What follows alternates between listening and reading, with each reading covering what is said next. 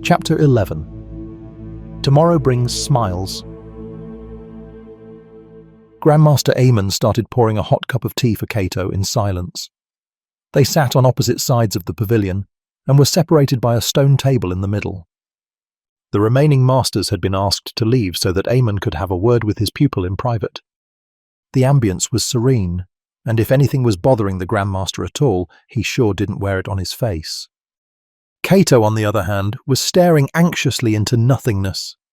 The tranquility of the pavilion was in stark contrast to what he was feeling on the inside. The stillness of the pond seemed to amplify his restlessness, as he could only wish his mind was as clear as the water he saw. Aemon offered one of the cups to Cato and took the other one for himself. He closed his eyes and patiently let the steam climb into his nostrils while taking a deep breath. "You have changed, my boy." He opened his eyes and smiled. It was the first time in months he was given the opportunity to have a conversation with his beloved pupil. "Changed," Cato repeated in his thoughts. "Isn't that the natural progression of life?"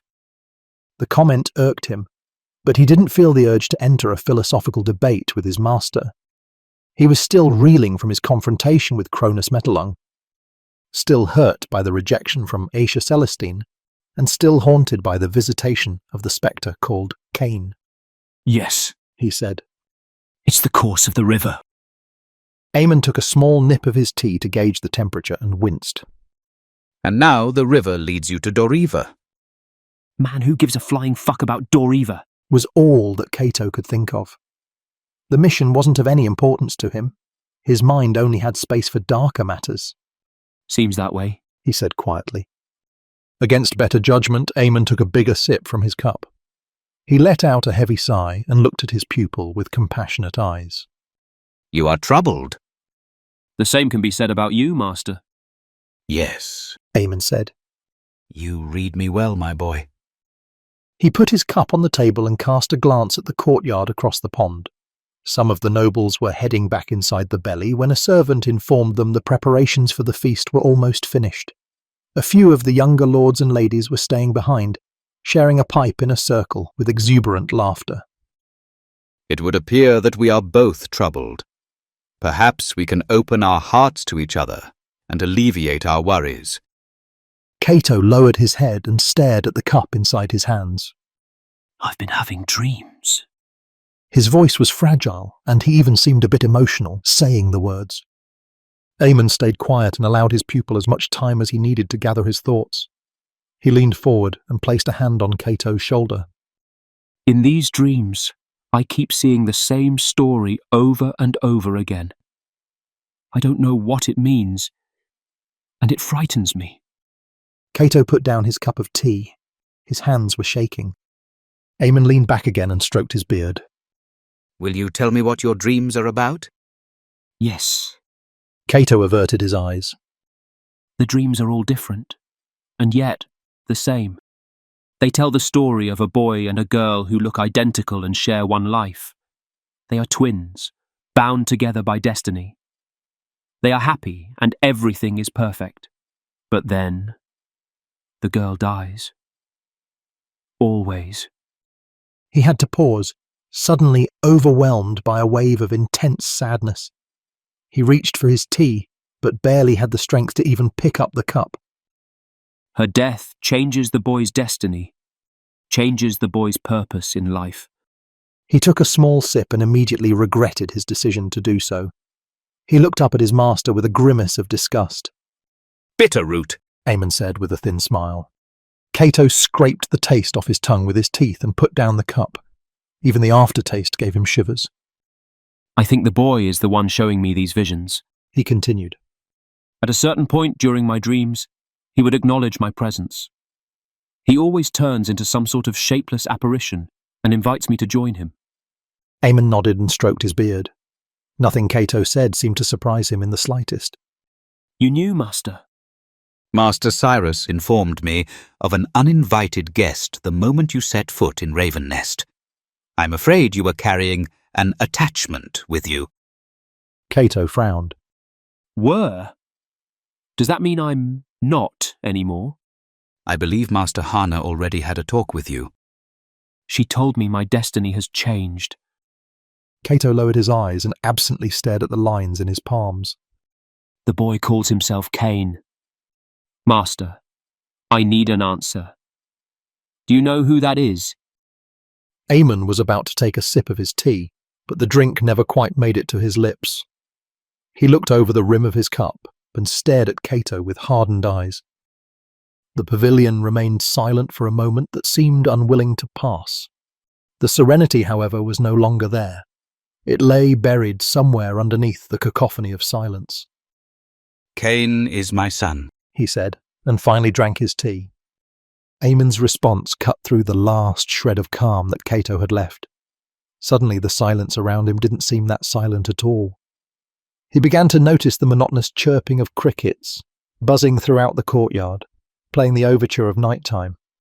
He heard the plopping of water caused by the multitude of carps that lived inside the pond.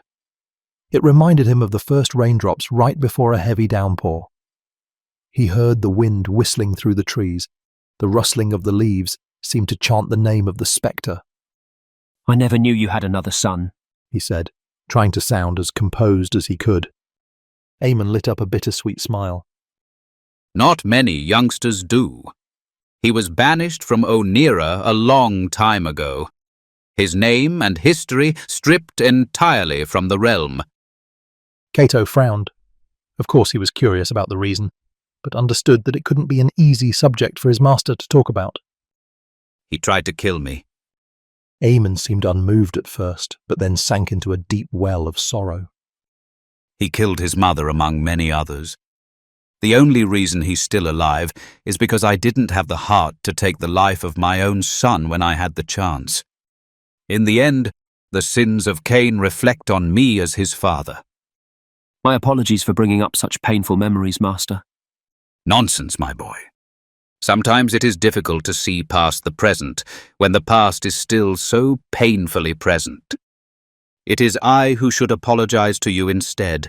If I had the courage to put the needs of the realm before my own selfish desires, none of this would have happened to you. Please don't say that, Master. Everything is the way it's supposed to be.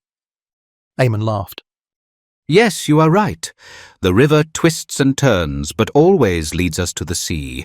All we can do is to surrender ourselves to the current. Cato nodded along thoughtfully. I just don't understand what he wants from me. How am I connected to him? Why do I keep seeing him in my dreams? He wants your aura. My aura?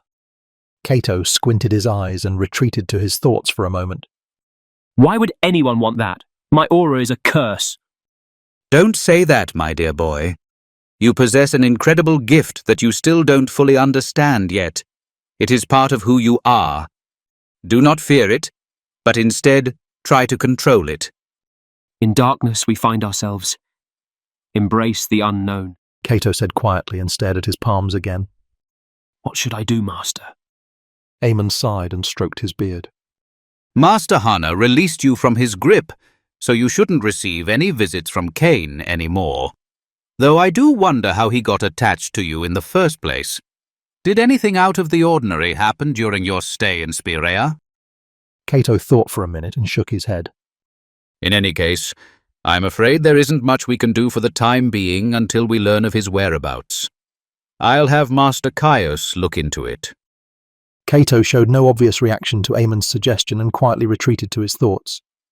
He still wasn't able to erase the image of Caius transforming into the spectre from his mind, but he also didn't want to insult his master's judgment by questioning Caius Silverink's motives.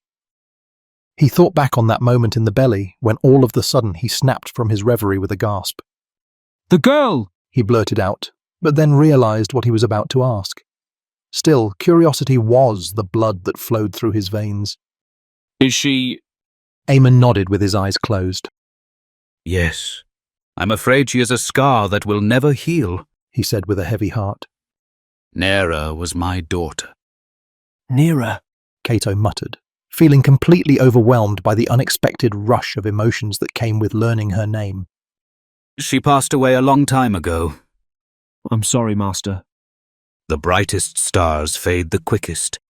She was the light of my life. Aemon turned to his pupil and smiled. You remind me of her quite a great deal, my boy. Cato smiled back and chuckled. I am no star, let alone a bright one. I'm hardly a moon reflecting the light cast on him. Aemon laughed. From where I stand, I can see the moon clearer than any star up there. Cato picked up his cup for a second sip of the bitter root tea. He winced and almost gagged. You'll learn to appreciate the taste in due time, I'm sure. They both turned their heads to the bridge leading up to the pavilion. Someone was loudly approaching them at a lively pace. The clomping of heavy boots and clanking of metal armour revealed the man's identity before they could even see his face. The captain of the city guard kept his distance at the edge of the pavilion and showed them a stiff salute. Pardon my intrusion, Grandmaster Aemon, Lord Cato. Cato's demeanour immediately brightened with a wide grin. Lord Quinn? He said and nodded. The captain answered the greeting with a wink. Nah, still not a lord, my lord. He has rejected my offer twice just so he can keep saying that, Aemon said, chuckling. What news do you bring, Captain? A messenger from Ethelwomb has arrived, my lord. Says he brings urgent news from Principal Aaron. The captain uneasily cleared his throat. Supposedly for your ears only. Aemon cast a glance at Cato, then turned back to Quinn. Very well, He said, giving his beard a long, thoughtful brush. Tell him I will meet with him shortly. Yes, Lord Grandmaster, Quinn said. He showed the two lords another stiff salute and turned around, but not before rubbing Cato's hair into a mess. Let's have a drink sometime, Quinn, Cato shouted as the captain was already halfway across the bridge. Aye, Lord Cato. You know where to find me. Aemon stood up with an apologetic smile. Please excuse me, my boy. I'm afraid we will have to keep our reunion brief. I understand, Master. I have already taken too much of your time. Cato stood up and made a deep bow. Nonsense. If anything, I wish we could have more time together. There are still so many things left to say. Unfortunately, duty calls for the both of us. Aemon helped his pupil to an upright position. We will have a longer talk after you've returned from Doriva. For now, please focus your wits on the mission. Tell me, have you given any thought to your team already? Of course. Cato lied, but the question was easy for him to answer. Raven, Jada, Cameron and Koba. Aemon nodded in approval. Excellent choices, as expected. Thank you, Master. There is one more person I want you to bring along. Cato raised an eyebrow. You don't trust me? He asked, thinking he was getting a supervisor appointed. Aemon burst out laughing. On the contrary, my boy, it is because we have so much faith in you that we want to entrust her to you. Her? She graduated from Ethelwomb a couple of months ago. Like you, she is exceptionally gifted, and, like you, she is incredibly stubborn. Master Mycon, Master Nia, and I think it will be best for her development if she would be placed under your guidance. Cato scoffed. Master Mycon and Master Nia? Surely you can't possibly mean… Maya Bloodthorn. Aemon filled in the rest of the sentence. Cato had known her name for ages. Maya Bloodthorn was famous across the realm from the second she came into the world. She was the first and only female ever to be born into the clan, though it was said that she possessed none of its famed shape-shifting abilities. Marcus had mentioned her a few times in idle conversations before, but Cato never had the chance to meet her. Is this an attempt at an arrangement? Oh, I wouldn't dare. It won't be wise to make the same mistake twice. Cato chuckled. I am no teacher, He said. What do you hope to achieve with this? Time will tell where the river leads you, my boy. Besides, what makes you think you're not a teacher? What do you mean? Raven and Rain? Cato smiled with great warmth when he thought about the Merylesian siblings he had taken under his wing. Well, I wouldn't necessarily call me their teacher. And yet they have become admirable individuals under your guidance. Cato lowered his head to cover his delight. I can't take all the credit for that. They did most of the work themselves, really. Perhaps. But you can't deny that their circumstances would have been much worse if your destiny never collided with theirs. Cato nodded. Thank you, Master, He said solemnly. for believing in me. Aemon placed his hands on Cato's shoulders. There is no need for that. You should know that I have always believed in you. From the moment we met, I already knew you would ascend to astounding heights one day. He was brimming with pride and showed a grin to match it. I only wish for you to become the best you that you can possibly be. I will not let you down, Master. Please assure Master Mycon and Master Nia that their daughter will be in good hands. Good. Aemon said and stepped out of the pavilion. I will tend to our visitor from Ethelwomb now. Will I see you at the feast? Cato shrugged. Probably not. There are a few faces I would rather not see right now, and I'm not exactly in a festive mood. I think I will return to Serenity Hills and contemplate my approach for the mission. I plan to head out in a couple of days. Very well, my boy. In that case, I wish you the best of luck. And remember, Saraki of the Sand is a dangerous man. Do not underestimate him. Yes, Master. He stayed behind in the pavilion while Aemon was making his way across the bridge. Oh, Master, before we depart, I wish to leave you with a gift. Aemon stopped and turned around. A gift? Cato blushed. Yes, something you have been asking from me for the past... 9 years? He coughed into his fist to clear his throat and straightened his posture. Once the past has passed, the present presents presents. Tomorrow brings smiles. Aemon lit up a wide grin. Although it was already getting dark, the Grandmaster's pride was bright enough to light up the entire courtyard. He was visibly overcome with emotion and even seemed to have tears in his eyes. Thank you, my boy. It is the most wonderful gift I have ever received. He sent Cato a nod and vanished from the courtyard. Cato leaned over the railings and waved at one of the ladies who was staring at him in awe. Lady Simone? He said and smiled his most charming smile. Anything left in that pipe?